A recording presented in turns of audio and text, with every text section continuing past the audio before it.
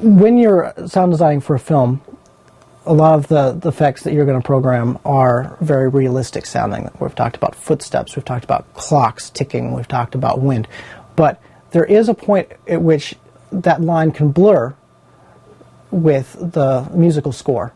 And we're going to talk about just briefly how that can end up working and how it can be a creatively rewarding experience. I'm going to show you one clip from the Two Front Teeth soundtrack where we've got what is really a sound effect sort of thing generated here in the studio that it's not particularly musical, but it certainly does not reflect any kind of real thing that's happening in the scene.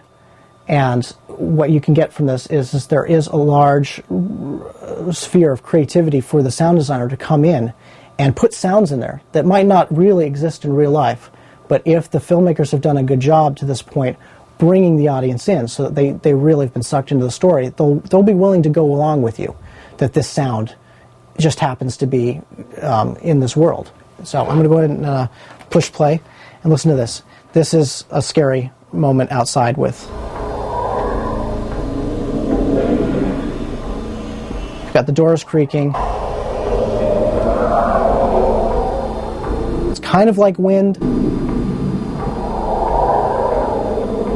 but it's not natural.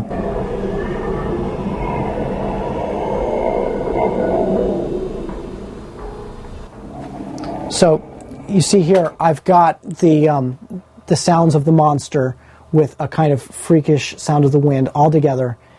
And this is an example of how a sound designer can get a little more creative and blur that line. And you should feel confident and empowered to go ahead and try to sometimes blur that line between the score and the sound design.